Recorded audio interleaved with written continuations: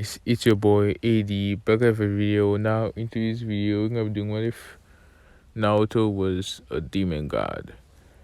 Basically a Naruto X 7 Deadly Sins crossover. So yes, if you haven't seen 7 Deadly Sins, I would greatly suggest you to watch it. It's pretty damn good. Same as Naruto obviously, but yeah, pretty sure you've seen Naruto because yeah, who hasn't? Anyways, hope you guys enjoy, and yeah, let me know what you guys think about this video and series as a whole. If you guys enjoy and if you guys don't, and yes, this is a non-scripted what if that I haven't done in a while, so there's no script, no fan fiction, no any of that for this one. So yes, you can't be like go reading it, or you can't basically see this any faster than the video be posted or whatnot. But yeah, I hope you guys enjoy either way. And yeah, some people have asked me about non-scripted what if, so I think you guys still enjoy this stuff. But yes, anyways, there will be another video of the what if Remo was in One Piece thing. That will be coming out soon as well. I'm not sure if this video comes out before that one, but I'm pretty sure it should. But if it didn't, then I hope you enjoyed that as well. But without further ado, let's get the video started. We are going to start this series off at the beginning of the whole ninja world as a whole. Way before even Hagomo and Kaguya were born. There was always these beings. They were not humans. They were other creatures. They were giants, fairies, demons, goddesses, and many more. These beings would wage on wars for million years, for thousands of years, for years and years and years. They would never, they would never truly come to understanding, to truly come together and accomplish peace or anything of the sorts. Sometimes some would form alliances, such as the humans and the fairies. However, these same alliances would always fall apart, while it was the humans growing confident in themselves and betraying the fairies, or it was a single fairy that would mess things up by doing some other things similar to what the humans would do. There's the same thing for the giants, the demons, the goddesses, and the beastmen, and all the other creatures that existed in this world. However, as time went on, the wars waged, the battles continued. Eventually, there came to an understanding of sorts. The demons all went back to the house, to the place they call home, a place known as Purgatory. And the goddesses all went to another home of their own, similar to the Purgatory, but the opposite. It was more a place known as heaven.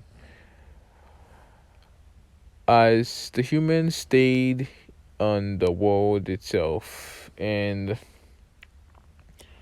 the giants, the fairies, they all went in their separate ways. The fairies mostly stayed in the forest. This forest was a massive forest, known as the Fairy King's Forest. The giants went to the land of the giants, otherwise known as what people called it Elbath of sorts. There was many other places that others went to. Some even tried to stay in with humans and other races as well, such as beastmen who could transform into humans, or fairies who would put illusion magic on themselves and look like humans, and vice versa. As this went on, many thought that this would be the age of peace. However, there was always these little wars that would start. For example, a kingdom would start with, for example, holy knights would start in a kingdom, and they would either take over another kingdom or their very own kingdom by throwing a rebellion, and this would spiral out of control and start a war between countries, kingdoms, small towns and villages, and many more. However, life went on and the wars slowed down for a good time until one time the Demon King woke up and he had decided he wanted one thing. He wanted to move back into the human realms. He wanted to go not for war. However, he simply wanted to take a place there. He wanted to have a foothold of sorts there, just in case. Because there was many rumors starting up again about the demons and wars in general. So Demon King wanted to protect his very own kind, his demons. However, once he had arrived, retaliation was a match. Quickly, many humans came to be, and they all started to attack the demons, thinking, for whatever reason, thinking that they would attack them, even though the demons had Flower came and said, "We will not attack you." The humans did not trust. Humans did not understand, and so they attacked. War started between the humans and the demons once more. And as the war went on, not long passed before the humans quickly realized they were badly losing and the demons would easily win the war. However, the humans, once they realized this, started to pray for the goddesses. They started to ask the other races for help. They started to pay the proud giants to get their help. They hired them for missions, and the giants would give their life up thanks to their pride for the mission, and many more with other reasons. The giants would join over time, and then the battle would spiral out with the humans figuring out that the fairies were very, would say, territorial sorts, where they would not attack. However, if someone came on them and started to attack, they would fight back. And so they did exactly that. They moved the wall. They moved the battlefield to be the Fairy King's forest. And this caused the fairies to get involved. And so the battle continued, with the beastmen soon joining along, being somewhat living with the humans as well. And so they continue even more. They form an alliance against the Demon Clan. However, the Demon Clan was just simply too strong for them. They were still winning. However, they had noticeably slowed down until one day, between all these demons, Demon King had given birth. He had given birth a long time ago. However, his sons hadn't really gone on the battlefield. The sons had been staying in the purgatory, dealing with other things, such as taking care and making sure Androids did not run wild. Androids were beasts of pure carnage and destruction. Demons that went wild beyond belief. They lost their self of being. They would be gone once you became an android. It was pretty much over for you. However, you would gain power in exchange. And so, Meliodas, the son of the Demon King, being the strongest demon to ever exist, apart from the Demon King, of course, had to stay in purgatory to fix any issues that came up with the androids and other demons and alike, such as the Six Knights of Black, a group of wild demons that rivaled the Ten Commandments themselves. Not in power per se, but they were very strong and very vicious, and in doing so, caused many trouble that some would compare them to the Ten Commandments. However, In terms of raw power, the Ten Commandments dwarfed them significantly. The Ten Commandments, being a group of elite demons selected, handpicked by the Demon King himself to be his elite soldiers, his main warriors of sorts, and all of it led by his son, Meliodas. And so, once Meliodas had decided to join the battlefield, the war once again quickly, viciously turned to the side of the demons. They were once again winning, brutally as well. No matter how many no matter how many giants, fairies, and other races that put together came at the Demon King, and they would not win. They were always slaughtered like lambs. However, the humans started to pray. They prayed and prayed and prayed to the goddess clan, begging for them to save them. And in the end, the supreme deity, the leader of the goddess race, decided to send down her daughter, Goddess Elizabeth, as well as many other angels to help the humans. However, it quickly turned from helping to wanting to eradicate the demon clan. With the help of the four archangels and the goddess's daughter,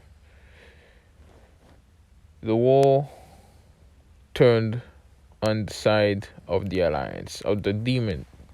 Demons soon started to lose, getting pushed back by the other races. The giants, the humans, the fairies, the goddesses, and the beastmen and the like all teamed up together, wanting nothing more than to eradicate all the demons. However, this wasn't the end for the demons. As you see, there was another son, two sons in fact, that were born. First, it was Esterosa, the middle child of the Demon King. And then last was Zeldris, the youngest, as well as known as the Executioner. This had greatly boosted the power of the Demon Clan, slightly evening it out. However, there was simply too much, and with the help of the Goddess Clan, the power was somewhat equal. And so, they were slowly overwhelmed, to the point that they started to release some of the Entras to push back and survive. And so the war waged on for years and years and years. This became known as the Great Holy War, fought over what was once known as the land of Britannia at the time. And so, as the war waged on, there was one man, one demon in particular, that did not particularly hate the other races and want all this war to go on. This being was known as Gopher, one of the Ten Commandments. He had decided to try to make this war come to an end. However, before he could, something happened on the battlefield. When he, along with the Ten Commandments, went on a mission, they were ambushed by the goddess and all the other races. They found many of their fellow demons being trapped in a giant goddess ember. And the four archangels were also there, as well as the goddess's daughter, and even the supreme deity herself.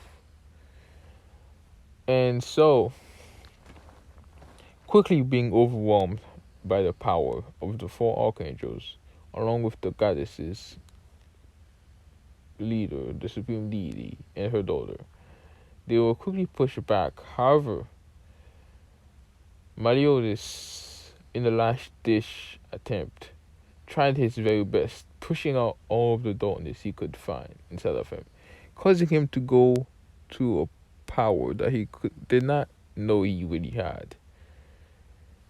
and push the goddess clan and the others hard.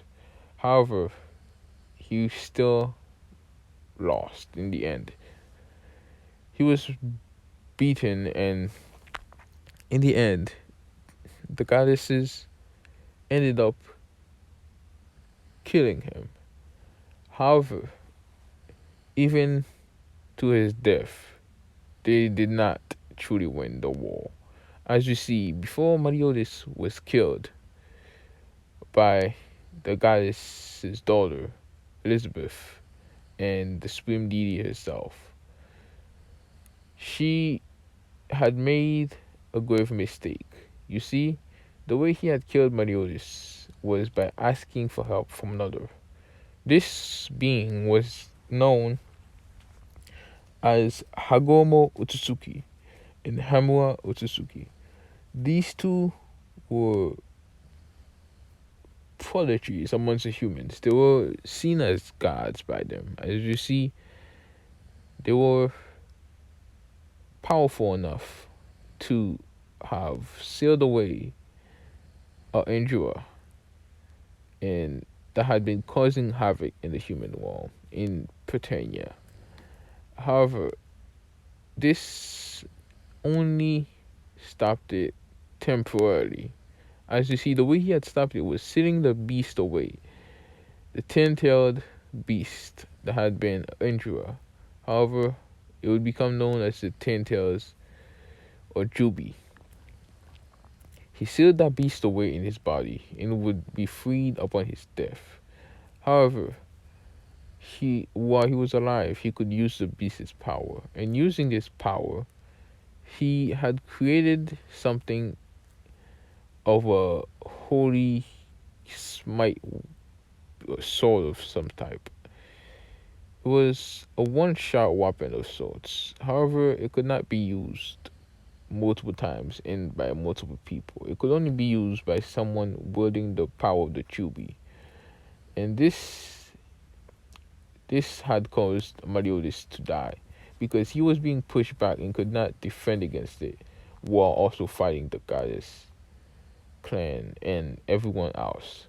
And so this sword has slashed to his shoulder all the way down to his stomach, leaving him completely, his guts basically spilling out if it was not for his darkness. However, even with that great regeneration ability of his, he could not survive, and so he would die. However, before he completely lost and died, he used all of his power that he had left to do two things. Well, yes, around all of his power basically to do, yes, two things.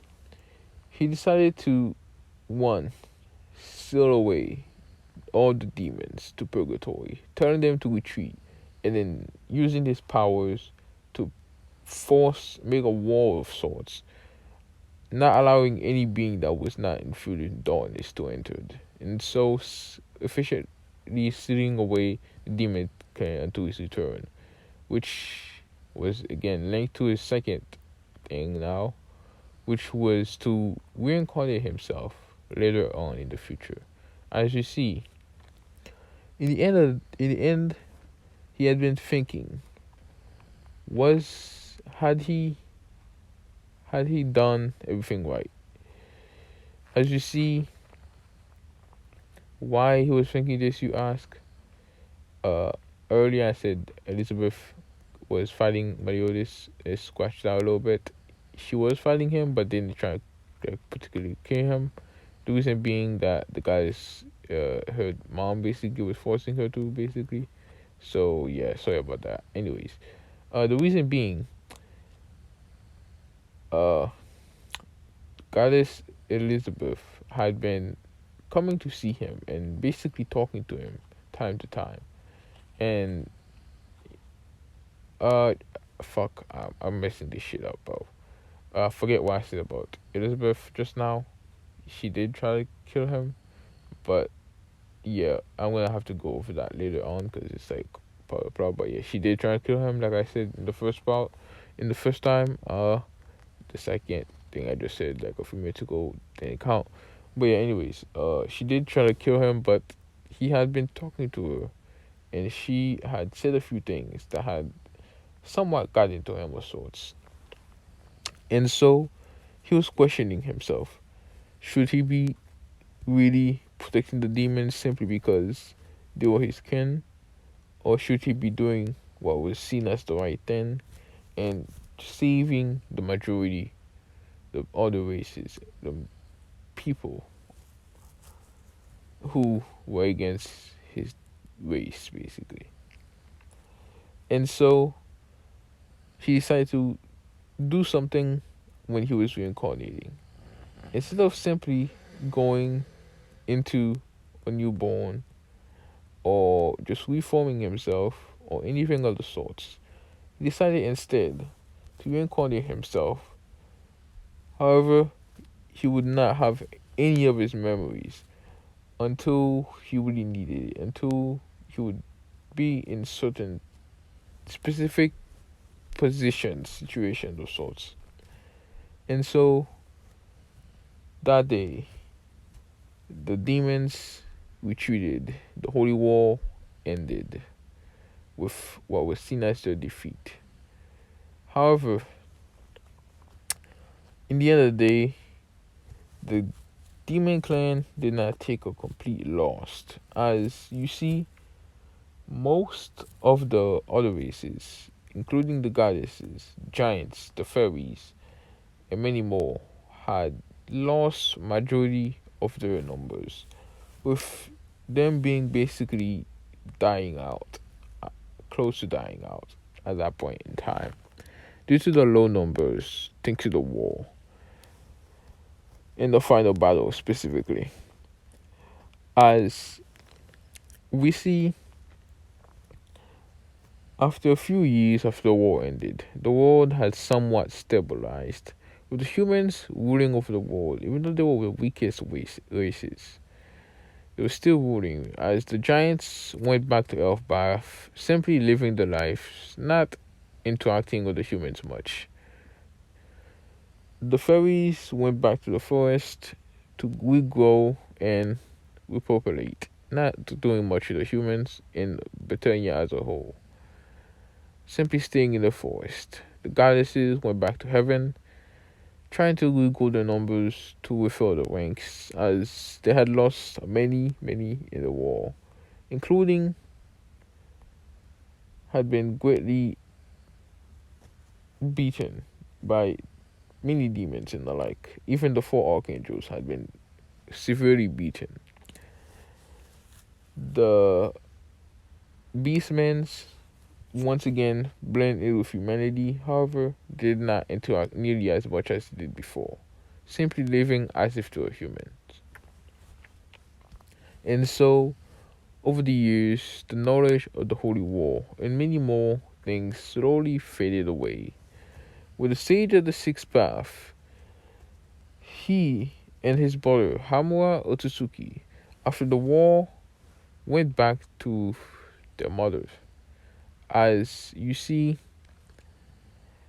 unlike in canon Naruto, where Kaguya went crazy, instead she had forbidden them from joining this war. However, they wanted the glory. They wanted to be seen as gods, and so letting the humans praise them went going to their heads, letting the praise go to their heads. They decided to betray Kaguya Otsutsuki, and so sealed her away like canon. However, they knew in the end that Kaguya did not really truly go insane. And so years passed, many years, and so 3,000 years later, 3,000 years, and now since the Holy War, and 1,000 years since Kaguya's defeat, the world changed. The nations changed from Britannia to the elemental nations, split into many parts: the land of fire, land of wind, land of fucking hell, land of fire, land of wind, land of earth, land of water, and land of lightning. These were the five great lands where the five great nations were located. Sunagakure, fucking hell, Konoha, basically Konoha, Suna, uh, the fucking five nations, bro. Oh my gosh, forgot their names. Anyways, uh, the the nations fought. The clans had fought over the years, as after the Kaguya's defeat, the two brothers had shared chakra, their source of power of sorts, between the humans. However, unknown to the humans, this was not exactly correct. As you see, it had truly been magic. It had been a mana, basically. However, they had changed it and basically they made differences and tricked them into thinking these things. So, after basically Hagomo tricking everybody to thinking that he basically spread around chakra, which was actually mana in the beginning, he basically got them to think he was more of a god, basically, and became known as the sage of the sixth path, the personification of chakra, basically, and what you could call the father of chakra. Anyways, yeah, 1,000 years later, we see in Konohagakure, affiliated in the leaf, we see a man known as Minato Namikaze, the Yellow Flash, and the current fourth Hokage of the Hidden Leaf Village, as well as his wife, Kushina Uzumaki, the lost princess of the Uzumaki clan, basically, and holder of the nine tails. As you see, before the sage of the sixth path had died, he had used his powers, the Rinnegan specific. Yeah, he had used the powers of the Rinnegan to split the chakra of the Jubi, and using his creation of all things, gave that power basically form and life, creating the tail beasts, 9 Bijus, from the one tails Shikaku to the 9 tails Kuma. The 9 tails was currently sealed away inside of Kushina Uzumaki, and now Kushina was giving birth to a child, his Minato's son, which would later be known as Naruto Uzumaki. After a few hours, we see Kushina finally giving birth. As to her great surprise, however, instead of simply giving birth to Naruto, she gave birth to Naruto and another son, which, as she named Minato, got to name the other child and ended up naming him Menma Uzumaki Namikaze, with Naruto being given more of the heritage of Kushina's side, so the Uzumakis, and Menma be given the Namikaze side and the most leaf side village stuff, basically. So like anything he gained from being Hokage, the fourth wall, being Namikaze and all that stuff was going to Menma, basically. And yeah. And so, as this happened, we skip over to Mount Miyaboku. It was an odd place, a place for the summons. These places were like a realm of their own for the summons, basically. It was connected to the former land of Britannia, now known as the Elemental Nations. However, it was not entirely connected. You could not simply walk up on it and stumble there like a normal place. You had to have certain requirements to be able to stumble upon it. It was an odd place that was somewhat part of the Fairy King's forest, however, not fully. Where if you were in the Forest King forest, you wouldn't find it. You still wouldn't be able to find it even if you were in there. Nor would you be able to find it from the human place, basically the Elemental Nations. You had to have certain things to find this place, and currently we see the Elder Toad having a dream about a being that this being he had seen this being himself, as he had been there in the war, in the clan eras, not the clan eras, in the war versus the races, the holy war, the legend forgotten by many, especially humans.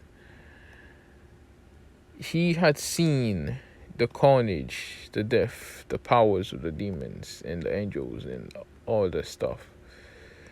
He had not angels. I'm probably gonna be calling the guys clan angels at some point. It's gonna be like between, because they're basically the same thing, just with different names. So yeah, if I say like angels, I'm basically trying to say guys, but I'll be forgetting basically, because they're basically the same thing again. It's like basically, yeah. The only difference is that angels, like, you would serve more to a goddess, while the goddess clan kind of does their thing basically, but it still serve the supreme deity anyway. So it's kind of like the angels, but yeah. Anyways, sidetracked. The Elder Toad will be having a dream. He would be having a dream about a certain person, a being with ancient powers of a demon, a very powerful one, the most powerful demon. He would be having the dream, and in that dream, he would see how the powerful demon had been in a human's of sorts. He could not tell if it was sealed inside of the humans, if he was the human, or if he simply had the powers. He did not know exactly what was going on with that. It was very vague and blurred out to a degree. However, he could see many options to properly pick one. However, in the ones he saw some where this very powerful being, became too strong and ended up being engulfed and taken over and basically destroyed itself, along with everything with it. He had seen some where the being controlled its wrath and used it properly to destroy all his enemies and save all his allies and make them all happy in the end of the battles and everything. And he had seen others where the being uses powers to bring peace to the world. He had seen paths where the being uses powers to destroy and get rid of everything, pretty much. He had seen many, many, many outcomes, even some that involve a certain goddess. However, he could not pick the proper one. However, he did see a similarity between the two of them, basically. He did see that rarely that the being became good under certain circumstances.